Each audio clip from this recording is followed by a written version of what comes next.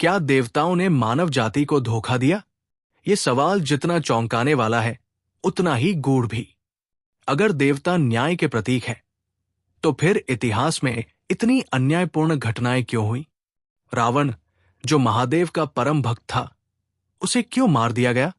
कर्ण, जो सूर्यपुत्र था, फिर भी उसे तिरस्कार और छल का सामना क्यों करना पड़ा? सीता माता, जिन्होंने जीवन भर मर्यादा का पालन किया, उन्हें वनवास क्यों मिला? क्या ये सब देवताओं की कोई योजना थी, या ये केवल हमारे दृष्टिकोण की सीमितता है? आज हम इन रहस्यों से पर्दा उठाएंगे और जानेंगे कि क्या वास्तव में देवताओं ने हमें धोखा दिया, या ये हमारी अपनी भूल थी। सत्ययुग का अंत समीप था। ब्रह्मांड के रहस्यों को जानने के इच्छुक साधकों के लिए महर्षि अत्रि, वशिष्ठ और अंगिरा का गुरुकुल सबसे पावन स्थल था। यहां विद्या और आध्यात्म का गूढ़ ज्ञान दिया जाता था। गुरुकुल के विशाल वटवृक्ष के नीचे चंद्रगुप्त नामक एक जिज्ञासु ब्राह्मण अपने गुरु महर्षि अत्रि से एक गूढ़ प्रश्न पूछने आया। गुरुदेव, क्या देवताओं ने मानव जाति को धोखा दिया? सभी शिष्यों की दृष्टि महर्षि की ओर उठी। ये प्रश्न किसी साधारण व्यक्ति के मन में उठ सकता था, लेकिन इसे गुरुकुल में उठाना अपने आप में एक चुनौती थी। महर्षि अत्रि मुस्कुराए और बोले, ये प्रश्न जितना सरल लगता है, उतना ही गूढ़ है। इसका उत्तर जानने के लिए हमें सत्य, धर्म और कर्म के रहस्यों में उतरना होगा। पहला दृष्टिकोण, क्या यह सच में धोखा था? चंद्रगुप्त ने अपनी बात आगे बढ़ाई। गुरुदेव, इतिहास में कई ऐसी घटनाएं हैं जहां मानवों को देवताओं के निर्णयों से पीड़ा मिली। क्या यह वास्तव में अन्याय नहीं था? महर्षि ने उत्तर दिया, इसका उत्तर दो दृष्टिकोणों से दिया जा सकता है। पहला दृष्टिकोण, अगर हम केवल बाहरी घटनाओं को देखें, तो ऐसा प्रतीत होता है कि देवताओं ने मानवों को पीड़ा दी। लेकिन अगर हम गहरे सत्य को समझें, तो हमें यह जानना होगा कि ये घटनाएं केवल परीक्षा थी या नियति का हिस्सा। दूसरा दृष्टिकोण, परीक्षा या स्वार्थ? चंद्रगुप्त ने फिर पूछा, गुरुदेव, अगर ये परीक्षा थी, तो क्या देवता केवल निरीक्षक थे, या वे स्वयं भी इसमें भागीदार थे? महर्षि गंभीर हो गए। देवता केवल साक्षी नहीं थे, कई बार वे स्वयं परीक्षा में पड़े। इंद्र, विष्णु, शिव, सबको अपनी लीलाओं में मानवीय सीमाओं का अनुभव हुआ, लेकिन उनके निर्णय किसी स्वार्थ से प्रेरित नहीं थे। फिर भी कई बार ऐसा क्यों लगा कि उन्होंने मानवता को कष्ट में डाल दिया? महर्षि ने एक गहरी सांस ली और बोले, इसका उत्तर जानने के लिए हमें इतिहास की घटनाओं में जाना होगा। गुरुकुल के वटवृक्ष तले शिष्यों के बीच गहन शांति थी। चंद्रगुप्त की आंखों में जिज्ञासा थी, और महर्षि अत्रि अपनी कथा को आगे बढ़ाने के लिए तैयार थे। यदि ये केवल परीक्षा थी, तो क्यों अनेक बार ऐसा प्रतीत होता है कि देवताओं ने अन्याय किया? क्या ये केवल मानवों की दृष्टि का भ्रम है, या देवताओं की कोई गूढ़ योजना? महर्षि अत्रि ने अपनी दृष्टि उठाई और बोले, इस प्रश्न का उत्तर हमें इतिहास में जाकर खोजना होगा। चलो हम सत्ययुग, त्रेतायुग और द्वापर युग की कुछ घटनाओं को समझते हैं। रावण का पतन, क्या शिवभक्त के साथ अन्याय हुआ? रावण, जो शिव का परम भक्त था, जिसे वरदान प्राप्त थे, फिर भी उसका विनाश हुआ। क्या ये देवताओं की ईर्ष्या थी? महर्षि अत्रि ने समझाया, रावण ने अपनी शक्ति के मद में धर्म की सीमाएं लांघ दी थी। उसने तपस्या की, शक्ति प्राप्त की, लेकिन उसे अपने अहंकार पर नियंत्रण नहीं था। उसने सीता का हरण किया, जो स्वयं मां लक्ष्मी का स्वरूप थी। यह केवल एक नारी के अपहरण की घटना नहीं थी, यह धर्म और अधर्म की परीक्षा थी। किंतु चंद्रगुप्त ने कहा, रावण ने ब्रह्मा और शिव की तपस्या कर वरदान पाए थे। क्या यह देवताओं का दायित्व नहीं था कि वे उसे रोकते? महर्षि मुस्कुराए, देवता किसी को शक्ति देते हैं, लेकिन उस शक्ति का उपयोग कैसा होगा, यह साधक की नीयत पर निर्भर करता है। रावण को शिव ने वरदान दिया था, लेकिन कर्मों का फल तो भोगना ही पड़ता है। सीता का वनवास, क्या यह अन्याय था? रामराज्य में जब सीता को वनवास मिला तो क्या ये नारी जाति के साथ अन्याय नहीं था? महर्षि अत्रि बोले, ये घटना न्याय और धर्म के बीच के संघर्ष का प्रतीक थी। राम व्यक्तिगत रूप से सीता के साथ अन्याय नहीं करना चाहते थे, किंतु एक राजा के रूप में उन्हें प्रजा के विश्वास को बनाए रखना था। ये कठिन निर्णय था, लेकिन ये केवल एक जीवन की पीड़ा नहीं थी, बल्कि एक युग के लिए एक सीख थी। द्वापर युग की घटनाएं, महाभारत से दृष्टांत, कर्ण का परित्याग। क्या देवताओं ने उसे अनाथ किया? सूर्यपुत्र कर्ण को जन्म के समय ही त्याग दिया गया। क्या यह देवताओं का अन्याय नहीं था? महर्षि गंभीर हो गए। कुंती ने कर्ण को त्याग दिया, लेकिन ये देवताओं का निर्णय नहीं था। ये मानव समाज की सीमाएं थी, जो एक अनब्याही स्त्री को उसके पुत्र को स्वीकारने नहीं देती थी। देवता केवल साक्षी थे। उन्होंने न तो उसे अनाथ किया, न ही उसका तिरस्कार किया। लेकिन यह भी सत्य है कि कर्ण को अनेक परीक्षाओं से गुजरना पड़ा। किंतु चंद्रगुप्त ने कहा, जब उसे श्री कृष्ण ने सत्य बताया कि वो पांडवों का भाई है, तब भी उसे युद्ध में मरना पड़ा। क्या ये देवताओं का अन्याय नहीं था? महर्षि बोले, ये नियति का खेल था। कर्ण के पास अवसर था, वो अपने भाइयों को स्वीकार कर सकता था, किंतु उसने अपना संकल्प नहीं तोड़ा। ये उसकी स्वतंत्रता थी, देवताओं का अन्याय नहीं। महाभारत युद्ध में छल, क्या अधर्म का साथ दिया गया? महाभारत में कई स्थानों पर छल हुआ। जयद्रथ वध, भीष्म का पतन, कर्ण को श्राप। क्या ये देवताओं की योजना थी? महर्षि बोले, युद्ध में जो हुआ वो केवल छल नहीं था, वो अधर्म के विरुद्ध धर्म की विजय का मार्ग था। जब कौरवों ने द्रौपदी का अपमान किया, जब उन्होंने पांडवों के साथ अन्याय किया, तब भीष्म और द्रोणाचार्य मौन थे। क्या ये छल नहीं था? जब एक पक्ष धर्म को छोड़कर अधर्म के मार्ग पर चलता है, तब कभी कभी युद्ध की परिस्थितियां भिन्न हो जाती है। सत्ययुग की घटनाएं, अन्य पौराणिक कथाएं, प्रहलाद और हिरण्यकश्यप। क्या विष्णु ने अधर्म किया? भगवान विष्णु ने प्रहलाद की रक्षा के लिए नरसिंह अवतार लिया और हिरण्यकश्यप का वध किया। लेकिन क्या उन्होंने हिरण्यकश्यप के दृष्टिकोण को समझने की कोशिश की? महर्षि बोले, हिरण्यकश्यप ने न केवल स्वयं को भगवान मान लिया था, बल्कि वो दूसरों को भी अपनी पूजा करने के लिए विवश कर रहा था। उसकी शक्ति ने उसे अंधा कर दिया था। यदि विष्णु ने उसे न रोका होता तो वो धर्म का विनाश कर देता। सती का त्याग, क्या ये नियति थी या देवताओं की योजना? सती ने जब अपने पिता के यज्ञ में आत्मदाह किया, तो क्या ये केवल एक स्त्री का त्याग था या कोई गूढ़ योजना? महर्षि बोले, ये त्याग नहीं, बल्कि एक नया आरंभ था। सती को शिव से प्रेम था, लेकिन जब उनके पिता ने शिव का अपमान किया, तो उन्होंने अपने शरीर को त्याग दिया। ये केवल आत्महत्या नहीं थी, ये एक दिव्य परिवर्तन था। बाद में वे पार्वती के रूप में जन्मी और शिव से पुनः विवाह हुआ।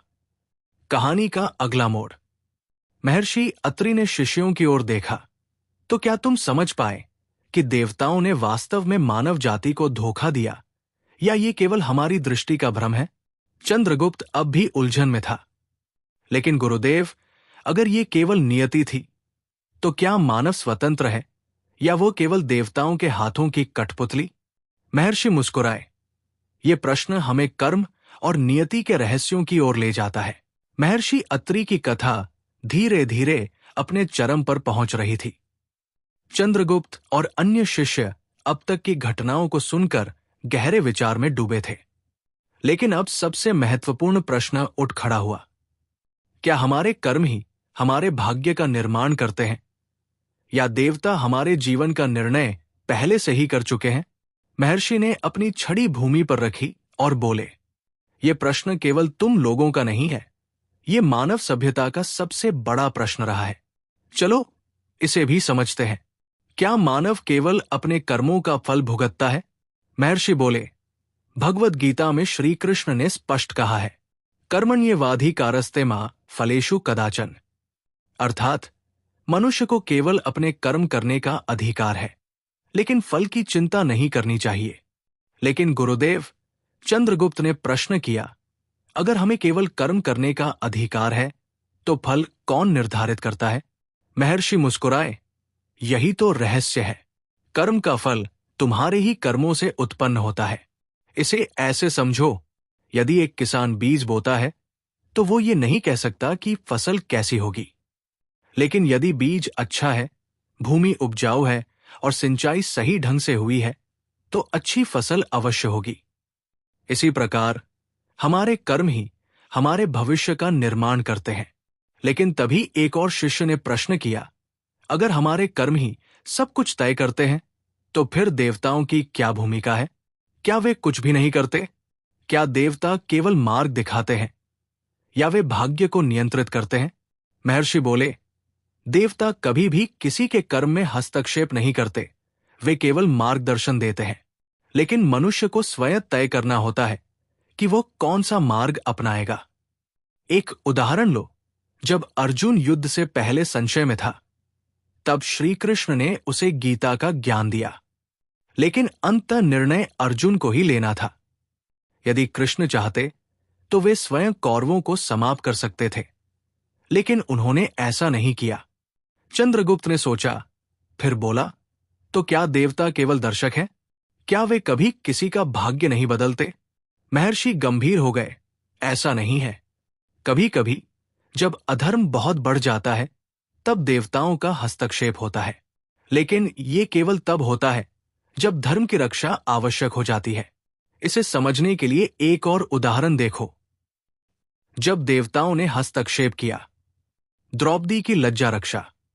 जब द्रौपदी का चिरहरण हो रहा था तो उसने स्वयं को बचाने के लिए अपनी शक्ति का उपयोग किया। जब उसे कोई मार्ग नहीं दिखा तब उसने श्री कृष्ण को पुकारा। तब श्री कृष्ण ने हस्तक्षेप किया और उसकी लज्जा की रक्षा की। तो क्या ये द्रौपदी का कर्म था या श्री कृष्ण का हस्तक्षेप? महर्षि बोले, ये दोनों का मिश्रण था। द्रौपदी ने पहले स्वयं प्रयास किया, लेकिन जब उसे समझ आया कि अब उसके बस में कुछ नहीं है तो उसने पूर्ण समर्पण कर दिया। गजेंद्र मोक्ष एक अन्य उदाहरण। एक बार एक गजराज को मगरमच्छ ने पकड़ लिया। वो स्वयं संघर्ष करता रहा, लेकिन अंत जब उसे समझ आया कि अब केवल ईश्वर ही उसकी रक्षा कर सकते हैं तो उसने भगवान विष्णु को पुकारा और तब भगवान ने प्रकट होकर उसे बचाया। इसका अर्थ क्या हुआ? महर्षि बोले, देवता तभी हस्तक्षेप करते हैं जब भक्त पूर्ण समर्पण कर देता है और जब अधर्म की सीमा पार हो जाती है। यदि देवता ही अंतिम निर्णायक है तो हमारे कर्मों का कोई मूल्य है? चंद्रगुप्त अब भी विचार कर रहा था। उसने पूछा, यदि देवता कभी कभी हस्तक्षेप करते हैं तो क्या इसका अर्थ ये हुआ कि हमारे कर्मों का कोई मूल्य नहीं? महर्षि अत्रि मुस्कुराए, नहीं, कर्मों का मूल्य अत्यंत महत्वपूर्ण है। इसे ऐसे समझो, यदि तुम एक नाव में बैठे हो और तुम पतवार चलाते हो तो तुम अपनी दिशा तय कर सकते हो, लेकिन यदि कोई समुद्री तूफान आता है तो कभी कभी तुम्हें ईश्वर पर भरोसा करना पड़ता है। लेकिन यदि तुमने पहले से ही सही दिशा में प्रयत्न किए हैं तो तूफान का प्रभाव भी कम हो जाता है। आता है, मनुष्य के कर्म ही उसका भाग्य निर्धारित करते हैं।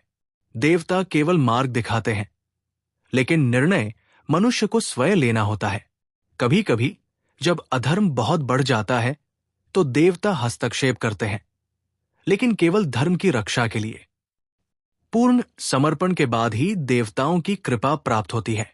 महर्षि अत्रि ने अपनी कथा समाप्त की। चंद्रगुप्त और अन्य शिष्यों ने सिर झुका लिया। आज उन्होंने जाना कि देवताओं ने मानव जाति को धोखा नहीं दिया, बल्कि उन्होंने केवल उन मार्गों को दिखाया जिन्हें मानव को स्वयं चुनना होता है। चंद्रगुप्त ने कहा, तो इसका अर्थ ये हुआ कि हम अपने कर्मों के लिए स्वयं उत्तरदायी हैं? महर्षि ने सिर हिलाया, हां, यही सत्य है। महर्षि अत्रि की कथा आगे बढ़ रही थी। शिष्य चंद्रगुप्त और अन्य शिष्य अब तक ये समझ चुके थे कि कर्म और भाग्य का गूढ़ रहस्य क्या है, लेकिन अब उनके मन में एक और गहरा प्रश्न उत्पन्न हुआ। यदि कर्म ही सब कुछ है, तो फिर भक्ति का क्या स्थान है? क्या केवल भक्ति से ही मोक्ष प्राप्त हो सकता है? महर्षि ने अपनी आंखें बंद की, मानो वे किसी दिव्य सत्य को देखने का प्रयास कर रहे हों।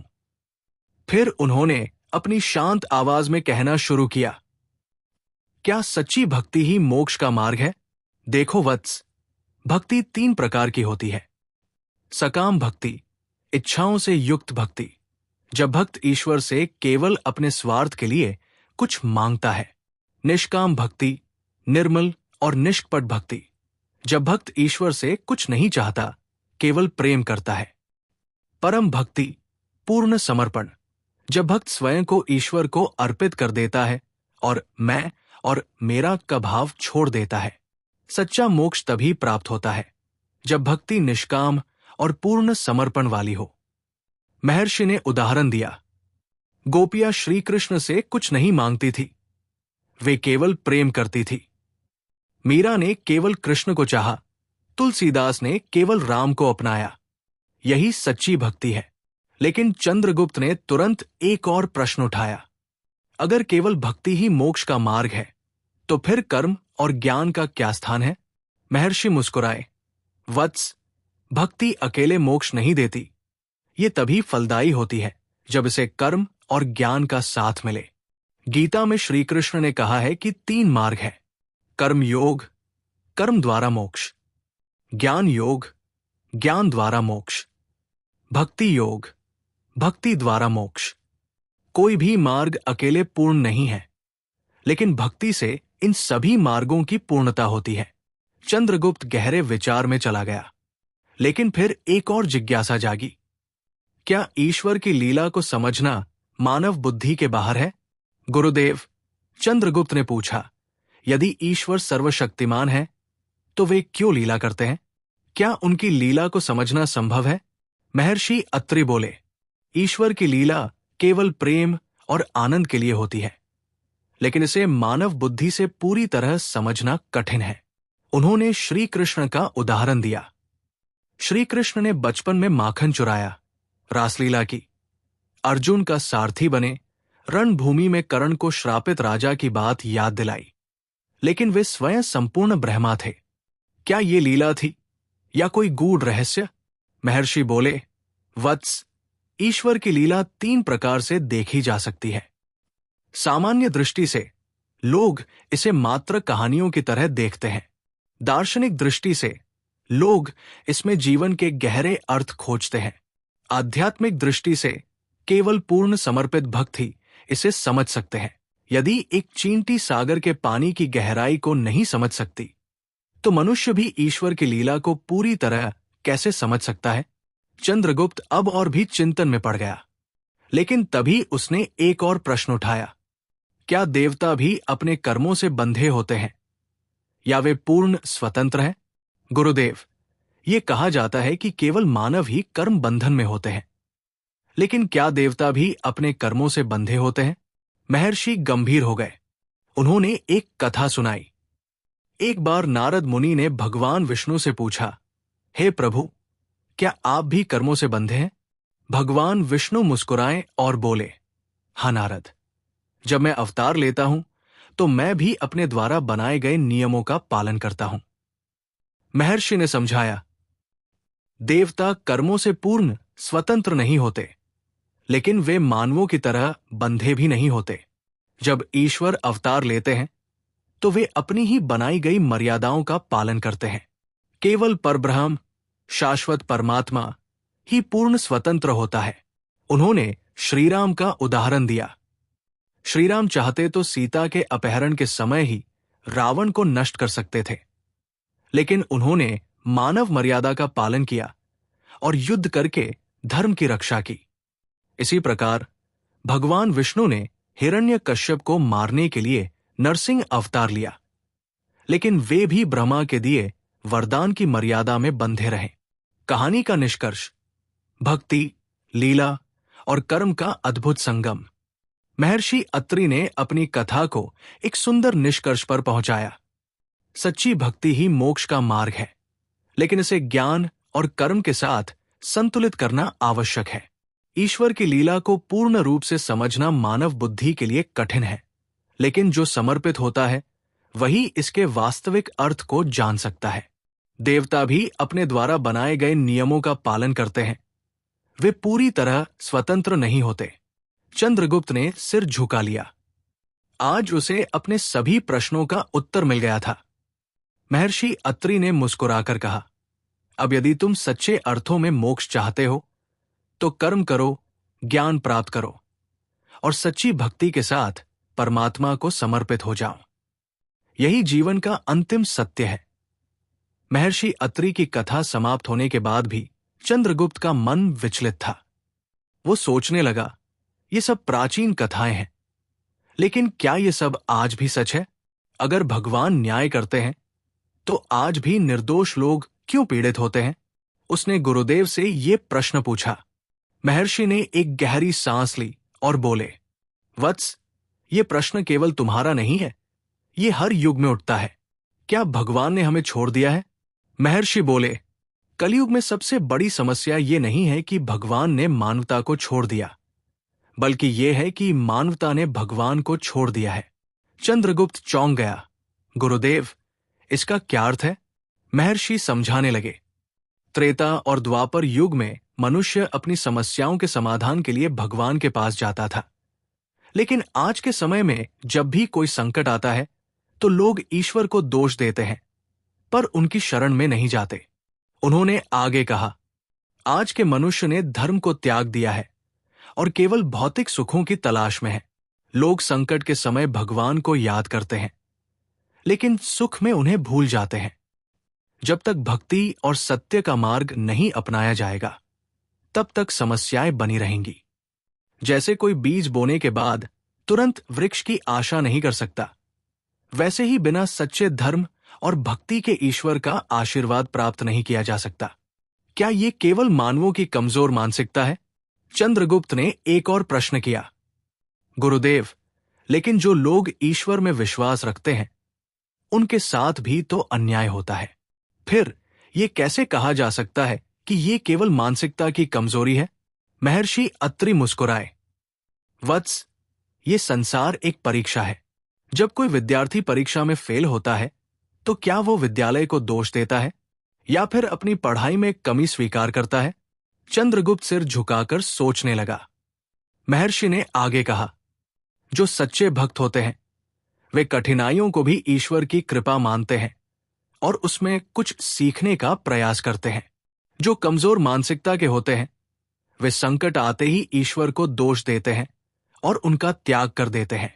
जो सबसे महान भक्त होते हैं वे हर परिस्थिति में ईश्वर का नाम लेते हैं और अंततः मोक्ष प्राप्त करते हैं। ये संसार एक नाटक है और ईश्वर इस नाटक के निर्देशक है। हर पात्र को उसकी भूमिका निभानी होती है, चाहे वो सुख हो या दुख। अगर देवता न्याय कर रहे हैं तो निर्दोष लोग क्यों पीड़ित होते हैं? अब चंद्रगुप्त ने अपना सबसे बड़ा प्रश्न रखा। अगर भगवान वास्तव में न्याय करते हैं तो फिर इतने निर्दोष लोग क्यों पीड़ित होते हैं? इतने बच्चे भूख से क्यों मरते हैं? इतने अच्छे लोग क्यों कष्ट झेलते हैं? महर्षि गंभीर हो गए। उन्होंने एक कथा सुनाई। एक बार नारद मुनि ने भगवान विष्णु से यही प्रश्न पूछा।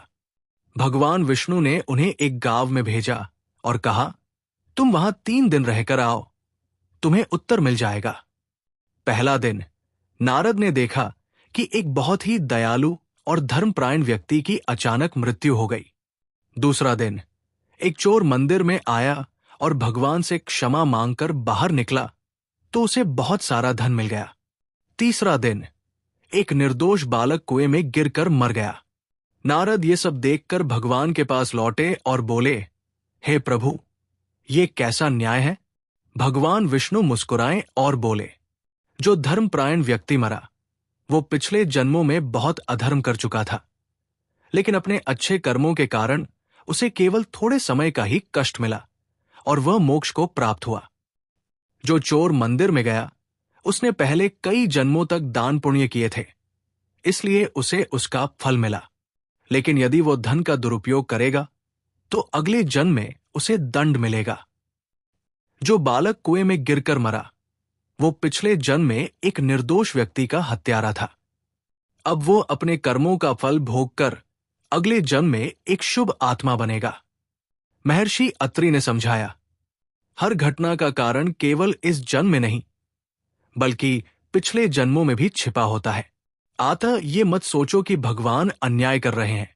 वे केवल कर्मों का न्याय कर रहे हैं और यही सनातन सत्य है। भगवान ने हमें नहीं छोड़ा, हमने उन्हें भौतिकता और अधर्म के पीछे भागते हुए भुला दिया है। जो लोग ये सोचते हैं कि ईश्वर का न्याय अधूरा है, वे केवल अपने वर्तमान जीवन को देखते हैं, जबकि न्याय पूरे कर्म चक्र के आधार पर होता है। मनुष्य को भगवान को दोष देने के बजाय अपने जीवन और कर्मों को सुधारने की दिशा में कार्य करना चाहिए। महर्षि अत्रि ने चंद्रगुप्त की ओर देखा। अब बताओ, क्या तुम्हें अपने प्रश्न का उत्तर मिल गया? चंद्रगुप्त की आंखों में अब कोई संदेह नहीं था। उसने सिर झुका लिया और बोला, गुरुदेव, मैं अब समझ गया कि भगवान कभी अन्याय नहीं करते। केवल हमारी दृष्टि सीमित होती है और हम उनके न्याय को तुरंत समझ नहीं पाते। अब से मैं अपने कर्मों पर ध्यान दूंगा और भगवान को दोष नहीं दूंगा। महर्षि मुस्कुराए और बोले, वत्स, यही सच्ची आध्यात्मिकता है। रात्रि का गहरा अंधकार था। घने वन के मध्य एक शांत आश्रम में एक दीपक जल रहा था। आश्रम के भीतर एक युवा साधक चंद्रगुप्त चिंतित मुद्रा में बैठे थे। उनके मन में एक ही प्रश्न गूंज रहा था, क्या देवताओं ने मानव जाति को धोखा दिया? उनकी जिज्ञासा ने उन्हें महान योगी महर्षि वशिष्ठ के पास खींच लाया था। महर्षि ध्यान में लीन थे, लेकिन चंद्रगुप्त की आहट सुनकर उन्होंने धीरे धीरे नेत्र खोले। चंद्रगुप्त आक्रोश में, गुरुदेव, क्या देवताओं ने हमें छोड़ दिया है? हर युग में ऐसा प्रतीत होता है कि उन्होंने मानवों के साथ अन्याय किया। रावण, जो शिव का परम भक्त था, उसे क्यों मारा गया? कर्ण, जो सूर्य का पुत्र था, उसे छल से क्यों हराया गया? क्यों निर्दोष लोग पीड़ित होते हैं और पापी सुखी रहते हैं? महर्षि वशिष्ठ मृदु स्वर में कहते हैं, वत्स, क्या तुम सोचते हो कि देवता अन्याय करते हैं? चंद्रगुप्त, गुरुदेव, केवल मैं नहीं, अपितु हर मनुष्य यही सोचता है। जब कोई संकट में पड़ता है तो वो कहता है कि ईश्वर ने उसे छोड़ दिया। अगर देवता न्यायप्रिय है तो फिर अधर्म क्यों विजयी होता है? महर्षि वशिष्ठ मुस्कुराते हुए कहते हैं, वत्स, क्या तुम जानते हो कि समय के चक्र में केवल एक पक्ष नहीं होता? जो आज अन्याय प्रतीत होता है, वो हो सकता है कि पिछले जन्मों के कर्मों का फल हो। चंद्रगुप्त किंचित आश्चर्य से, क्या आप कहना चाहते हैं कि हर अन्याय के पीछे कोई बड़ा कारण छिपा होता है? महर्षि वशिष्ठ कहते हैं, हाँ, और यही कारण है कि हमें केवल सतह पर नहीं बल्कि गहराई में जाकर देखना चाहिए। मैं तुम्हें कुछ पौराणिक घटनाओं से समझाऊंगा। रावण एक महान शिव भक्त था, लेकिन वो अत्याचार और अहंकार में अंधा हो गया। उसने धर्म का पालन नहीं किया बल्कि अपनी शक्ति का दुरुपयोग किया। भगवान शिव ने उसे वरदान दिया था, परंतु धर्म की स्थापना के लिए भगवान विष्णु को अवतार लेना पड़ा और उसका अंत करना पड़ा। क्या ये अन्याय था या धर्म की पुनर्स्थापना? चंद्रगुप्त सोचते हुए पूछते हैं, तो क्या केवल भक्ति पर्याप्त नहीं? क्या धर्म का पालन भी आवश्यक है? महर्षि वशिष्ठ जी बोला, बिल्कुल, केवल भक्ति ही नहीं, धर्म भी आवश्यक है। जो शक्ति का दुरुपयोग करता है उसका नाश निश्चित है। अब कर्ण की कथा सुनो। कर्ण सूर्यपुत्र था, लेकिन उसने दुर्योधन का साथ देकर अधर्म का पक्ष लिया। जब भगवान कृष्ण ने उसे धर्म का मार्ग दिखाने का प्रयास किया, तब भी उसने दुर्योधन का साथ नहीं छोड़ा। चंद्रगुप्त उत्सुकता से पूछते हैं, परंतु कर्ण को छल से मारा गया, ये कहाँ तक न्यायसंगत था? कर्ण को श्री कृष्ण ने पहले ही बताया था कि उसके पिछले जन्मों के कर्म ही उसका भाग्य तय करेंगे। उसने पहले जन्म में अपने ही गुरु परशुराम से झूठ बोला, जिससे उसे श्राप मिला। फिर उसने द्रौपदी का अपमान किया और अभिमन्यु के वध में भाग लिया। इसलिए उसके अंत के समय उसके कर्म ही उसके मार्ग में आए। चंद्रगुप्त गंभीर होकर, तो क्या हम अपने कर्मों से बच नहीं सकते? महर्षि वशिष्ठ मुस्कुराते हुए, कर्म का प्रभाव अमिट है, परंतु सच्ची भक्ति और प्रायश्चित से इसे बदला जा सकता है। तभी दिव्य प्रकाश प्रकट होता है। चंद्रगुप्त के मन में अभी भी संदेह था। तभी आकाश में एक दिव्य प्रकाश प्रकट हुआ। वो स्वयं भगवान विष्णु का तेज था। चंद्रगुप्त और महर्षि वशिष्ठ ने हाथ जोड़कर प्रणाम किया। भगवान विष्णु ने मंद स्वर में कहा, वत्स, देवता केवल न्याय करते हैं, वे किसी के साथ अन्याय नहीं करते। जो कुछ भी होता है वो कर्मों के अनुसार ही होता है। तुम्हें केवल इस जन को देखकर निर्णय नहीं करना चाहिए, बल्कि समग्र दृष्टि से देखना चाहिए। चंद्रगुप्त श्रद्धा से सिर झुकाकर, प्रभु, अब मैं समझ गया। ईश्वर कभी अन्याय नहीं करते, केवल हम अपने सीमित दृष्टिकोण से सत्य को देख नहीं पाते। भगवान विष्णु ने आशीर्वाद दिया और प्रकाश लुप्त हो गया। देवता केवल मार्ग दिखाते हैं, लेकिन निर्णय और कर्म मानव के हाथ में होता है। अधर्म करने वालों को प्रारंभ में शक्ति मिल सकती है, लेकिन अंततः उनका नाश होता है। जो सच्चे भक्त होते हैं वे दुखों को भी ईश्वर की लीला मानकर स्वीकार करते हैं और मोक्ष प्राप्त करते हैं। चंद्रगुप्त ने गुरुदेव के चरणों में प्रणाम किया। अब उसके भीतर कोई संशय नहीं था। उसने निश्चय किया कि वो कभी भी भगवान को दोष नहीं देगा, बल्कि अपने कर्मों को सुधारने पर ध्यान देगा। महर्षि वशिष्ठ ने उसे आशीर्वाद देते हुए कहा, वत्स, अब तुम सच्चे ज्ञान को प्राप्त कर चुके हो। जाओ और धर्म के मार्ग पर चलो। यही जीवन का सबसे बड़ा सत्य है।